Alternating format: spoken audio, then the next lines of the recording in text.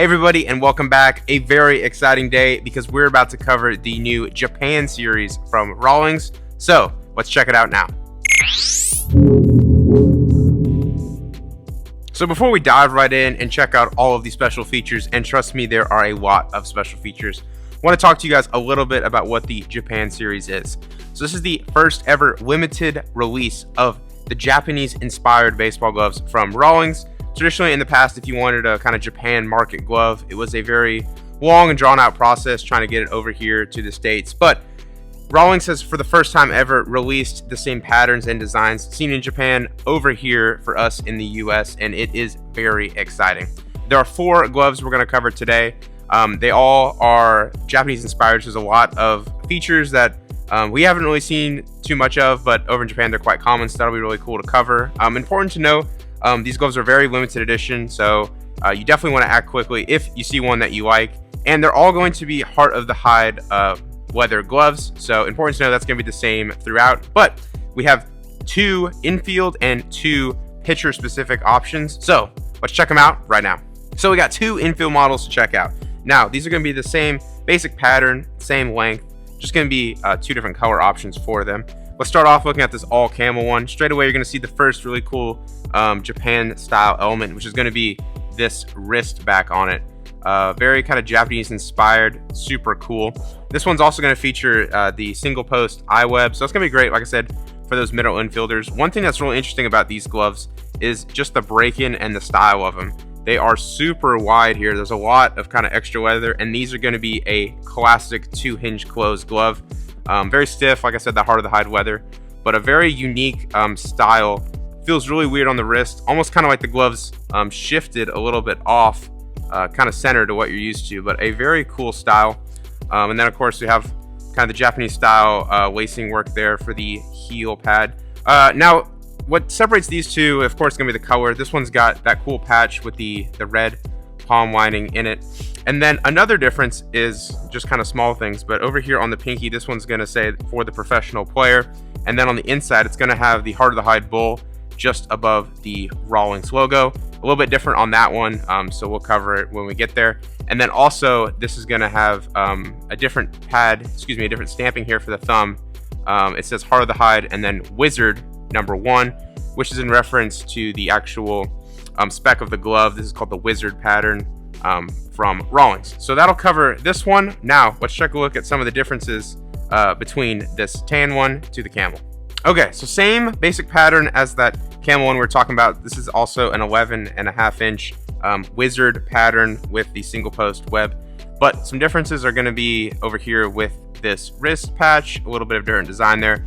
Same wrist closure that we talked about, same cool feeling with kind of the 2-hinge close on it, but a couple differences are this one's going to say dual palm technology here on the pinky, and then in the middle for the Rawlings palm stamp, it's got the heart of the hide bull, but it says Pro Excel underneath that instead of the traditional Rawlings logo. So a little bit of kind of some subtle differences between the two.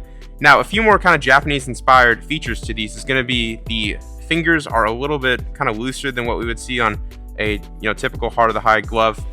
The inside wrist lining is actually going to be the kind of pro preferred fur, which you're used to. It's not going to be that typical heart of the hide kind of mesh padding to the wrist logo. So a couple of differences. And then finally, the pinky strap is just going to be a single, and then the thumb loop is actually going to be a triple strap.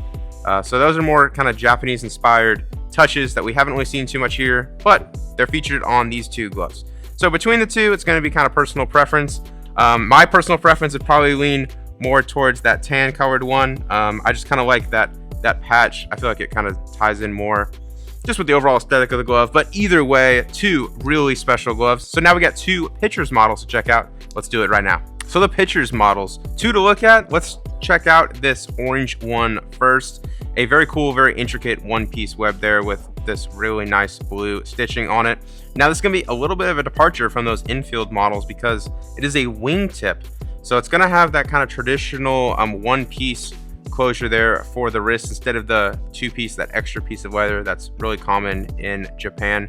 So a little bit of a different look there. Also got 2 ties here for that pinky loop, so a little bit more traditional there, but still have a little bit kind of room there in the fingers, so very Japanese inspired there. The triple loop there for the thumb, and then on the inside it's going to be that same really wide kind of 2-hinge close deep pocket design.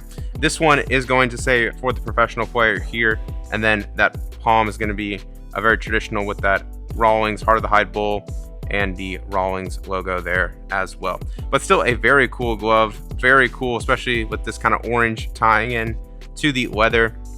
Then of course that Pro Preferred style fur there. So a very cool glove, like I said, 11 3/4 pitcher specific. So let's check out this red one and see how it compares.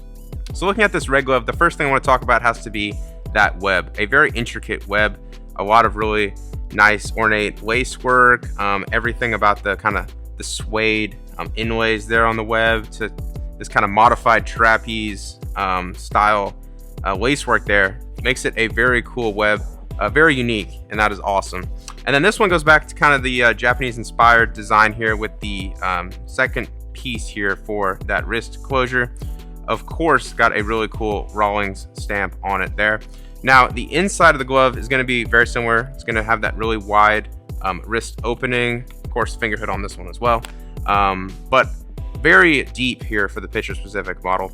3 straps here, got 1 on the pinky, and then inside on the palm you see it has that different palm stamping, and on the side here it's going to say dual palm technology, so a little bit of a difference there.